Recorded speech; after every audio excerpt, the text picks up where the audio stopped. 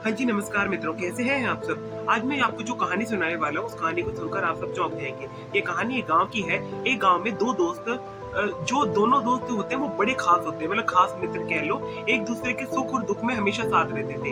एक दोस्त कई दिनों से बड़ा उदास चल रहा था, वो बहुत परेशान था। तो दूसरा दोस्त उससे पूछता है कि आखिर तुम परेशान क्यों हो? तुम्हारी परेशानी का कारण क्या है? तो वो दूसरा वो दोस्त दोस्त जो है उसके साथ उसके उसको बहुत ज्यादा मतलब फोर्स करता है कि तुम मुझे बताओ तुम्हारी परेशानी का कारण क्या है, तुम्हारी परेशानी का कारण क्या है। दोस्त टूट जाता है और फिर अपनी परेशानी का कारण बताता है, लेकिन वो जो बताता है उसको सुनकर जो उसका दोस्त होता है वो बिल्कुल चौंक जाता है, क्योंकि वो अपने दोस्त से कहता है कि वो सोचने पर मजबूर हो जाता है कि दरअसल वो सच सच बताता है कि तेरी पत्नी के साथ मेरे पिछले 2 साल से मेरी शारीरिक संबंध है। जब जब तू यहाँ से जाता है तब तब वो मुझे अपने पास बुला लेती है। यहाँ बात सुनने के बाद उस दोस्त को इतना गुस्सा आता है कि वो आखिरकार करे तो करे क्या। दोनों में ही काफी नाराजगी भी हो जाती है। तभी वे रोकता है और रोकने के बाद कुछ ऐसी बात बताता है और अगली अगली जिसे सुनने के बाद वो सोचने पर मजबूर हो जाता है।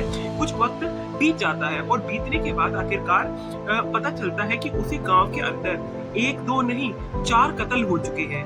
पुलिस ने इस घटनाक्रम का खुलासा करने में काफी मशक्कत की, काफी वक्त लगाया। लगभग 9 महीने के बाद में जब इस घटनाक्रम का खुलासा हुआ तो 4 कत्ल का असली वजह क्या थी, तो तब लोगों को यकीन नहीं हो रहा था कि दोस्ती इस बीच इसके सामने आ सकती है। इसमें फिर 4 कत्ल हो जाते हैं। आदाब, नमस्कार दोस्तों, मेरा नाम ध्रुव है। आज मैं आपके सामने एक सच्ची घटना पर आधारित एक डॉक्यूमेंट्री लेके आया हूँ। हमारे चैनल को सब्सक्राइब और लाइक जरूर करना। उत्तर प्रदेश का एक जिला, इसका नाम पुण्य है। पुण्य जिला का एक ही थाना लगता है जो है रोटा, और रोटा थाना क्षेत्र का एक गांव लगता है किलपाड़ा। बात कर रहा हूँ 5 नवंबर 2024 की रात लगभग 8 बजे के आसपास बबीता नाम की महिला ने अपने पति जिसका नाम रवि कुमार शर्मा होता है उसको फोन करती है। फोन करके पूछती है कि तुम कहाँ पर हो, मैं तुम्हारा काफी देर से इंतजार कर रही हूँ। तभी वह कहता है कि गांव में जो मंदिर है, मंदिर पर मीटिंग चल रही है, मीटिंग बहुत जरूरी है, इसलिए वह मीटिंग में है और उसे अभी पहुंचने में, घर पहुंचने में वक्त लग जाएगा। फोन काट देता है। इस बात के बाद फिर से उसका पत्नी का फोन आता है। बड़े गुस्से से चिल्लाती हुई कहती है कि अभी तो पूरी बात भी नहीं हो पाई और तुमने फोन काट दिया। वो पूछता है कि तुम्हें बता तो दिया, गांव के मंदिर में हूँ, मंदिर पर मीटिंग चल रही है और मीटिंग में बड़ी जरूरी बातचीत चल रही है। मैं यहाँ पर हूँ, बहुत सारे लोगों के बीच में हूँ। इस तरह मुझे बार बार फोन करके परेशान मत करो। पत्नी कहती है बस इतना पूछना था कि तुम कितनी देर में आ रहे हो, घर आ जाओगे। वो कहता है कि कम से कम मुझे अभी 1 घंटा और लगेगा, 1 घंटे के बाद मैं अपने आप आ जाऊंगा। जैसे ही पत्नी ने ये बात सुनती है उसके बाद फोन कट जाता है। मीटिंग होती है, मीटिंग खत्म होती है और जो लड़का होता है वो अपने घर फोन करके बुलाता है। जब घर आता है तो दरवाजा अंदर से बंद होता है। वो बहुत देर से आवाज लगा रहा था, लगातार आवाज लगाते लगाते काफी उसका गला थक जाता है, लेकिन किसी प्रकार का कोई रिस्पॉन्स नहीं आता। आखिरकार उसे लगता है कि उसकी पत्नी उसके नाराज हो गई है। वैसे ही वह कई बार फोन कर चुकी है। इसके बाद भी उसने खिड़की से जो झांक कर देखा वो दृश्य, वो सीन देखने के बाद उसके पैरों तले जमीन खिसक गई। आखिर क्या देखा था उसने जो देखा उससे वो सोचने पर मजबूर हो गया। दरअसल उसके 3 बच्चे होते हैं और पत्नी होती है कि उसे उनकी फंदे से लटके हुए थे और ऐसा लग रहा था जैसे गुस्से में आकर उन्होंने अपनी जान दे दी हो।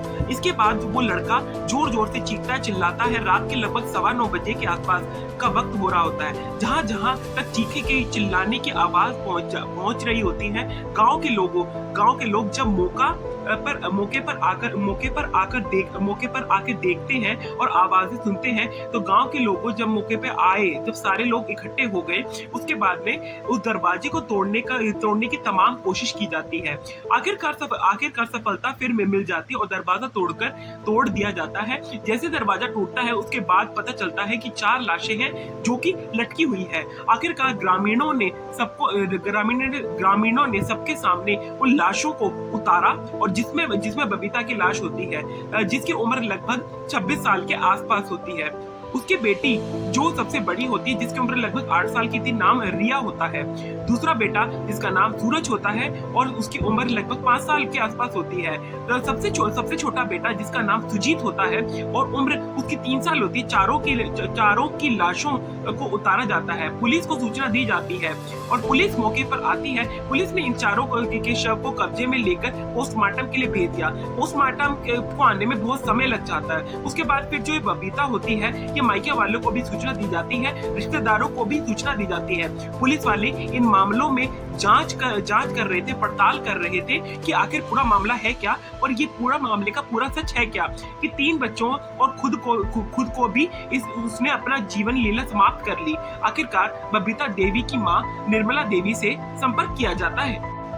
जो उसे पूछा जाता है तो वो बताती है कि जो उसकी बेटी है बड़े गुस्से में रहती है, मानसिक तनाव में रहती थी, परेशान रहती थी। बिना कुछ बात के ही बच्चों को मारना पीटना उसकी आदत सी बन गई थी। चाहे वो ससुराल में रहे या मायके में, उसकी ये आदत बन चुकी थी। बिना कुछ कहे अपने बच्चों को बार बार मतलब पीटती रहती थी।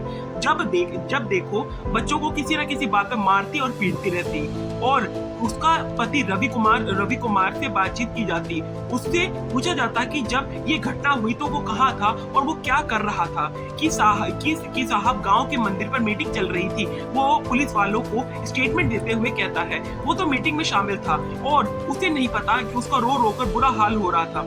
आखिरकार वो करे तो करे क्या। पुलिस वालों ने जब इसके चारों शवों को कब्जे में लेकर पोस्टमार्टम के लिए भेजा। पोस्टमार्टम की जब रिपोर्ट आई तो उस रिपोर्ट में बड़े चौंकाने वाले, परेशान करने वाली संजीदगी जो है खुलासा हुआ। और दरअसल उन्होंने जान नहीं दी थी, बल्कि उनकी जान ली गई थी। मतलब ये हत्या का मामला था और हत्या करने के बाद उनको लटकाया गया था। लेकिन यह सब किसने किया था, क्यों किया था, क्या वजह थी इसको करने की? जब माँ से पूछते हैं तो माँ कहती है कि उसका मानसिक संतुलन खराब था, मेरी बेटी का, और उसका दिमाग खराब था, कि गांव के मंदिर पर मीटिंग चल रही थी और मीटिंग में शामिल था। आखिरकार इसका कत्ल किसने किया? अगर उसका पति वहां पे था, अगर पति ने कत्ल नहीं किया तो आखिरकार कत्ल करना किसने अपने बच्चों का?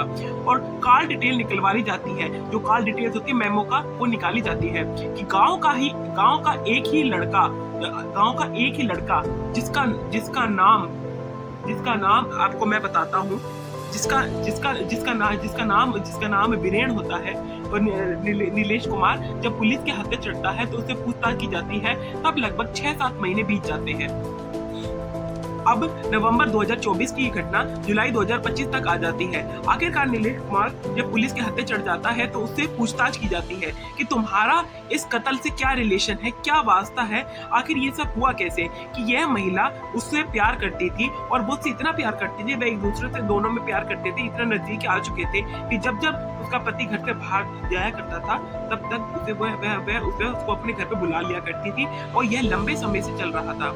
यह महिला यानी बबीता देवी जिद पकड़ने लगती है कि नीलेश कुमार से कहती है कि कुछ भी हो जाए, किसी भी कीमत पर उसके पति रवि की तुम्हें हर हाल में हत्या करनी होगी। और जैसे ही रवि ये बात हत्या की आती है तो नीलेश कुमार सोचने पर मजबूर हो जाता है, क्योंकि उसने क्योंकि उसका वो बचपन का दोस्त था और उसका खास दोस्त था, और खास दोस्त की वजह से वो उसे मारने में संकोच कर रहा था। और आखिरकार तुम्हें इसे मारना ही होगा, इसका कत्ल करना ही होगा। तो बीवी बार बार उसको प्रेशराइज करने लगती है।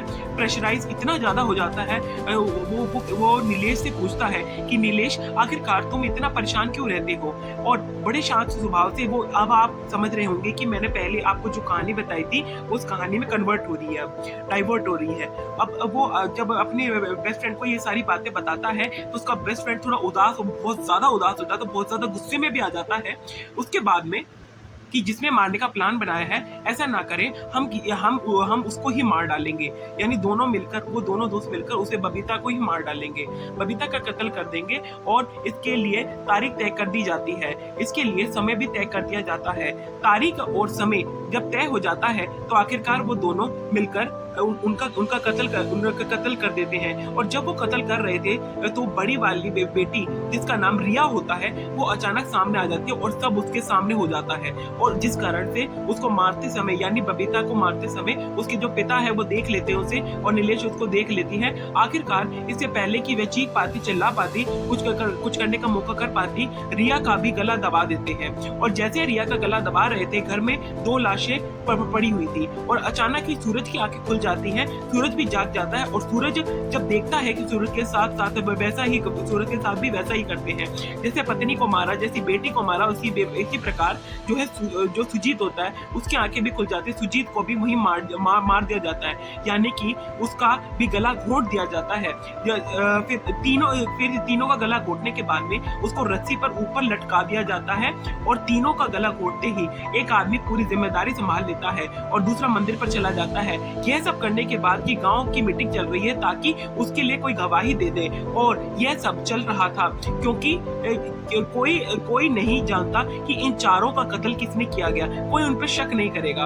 अखबार में भी खबर छपती है, सोशल मीडिया पे भी आती है कि एक मानसिक रूप से थोड़ी परेशान महिला 1, 2 या 3 नहीं बल्कि 4 कत्ल को अंजाम इस कारण से 4 एक्स्ट्रा मार्शल अफेयर के कारण 4 कत्ल को एग्जाम दे दिया गया।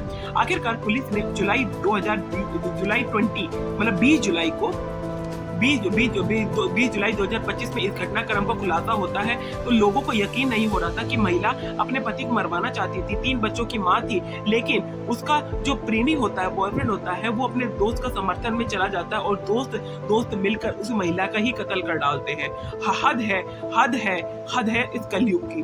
दोस्तों, इस पूरा घटनाक्रम को सुनाने का मेरा उद्देश्य आपको परेशान करना बिल्कुल नहीं था, किसी का दिल दुखाना नहीं चाहिए, बल्कि आपको जागरूक रहना चाहिए और आपको सचेत करना, आपको हर एक पॉइंट से वाकिफ कराना ये मेरा फर्ज है। मैं न केवल खुद मारी जाती थी बल्कि 3 बच्चों भी इस वजह से मारे गए। कितनी दुखद बात हो सकती है, जरा आप सोच के देखिए मित्रों। और दोस्तों, जाते जाते कुछ लोगों से मैं हरियाणा के रहने वाले शीतल शर्मा, मधुबनी के रहने वाले साजिद अंसारी और कन्नौज के रहने वाले उत्कर्ष, सुल्तानपुर के रहने वाले श्रेयांश उपाध्याय, इनसे आप इन सबका जन्मदिन है, इन सबको जन्मदिन की हार्दिक शुभकामनाएं। जय हिंद, जय भारत। अगली वीडियो में आपसे मैं जरूर मिलूंगा एक और ऐसी नई कहानी विद ट्विस्ट एंड पॉइंट। हमारे चैनल को जरूर से जरूर सब्सक्राइब करें, लाइक करें और शेयर करें।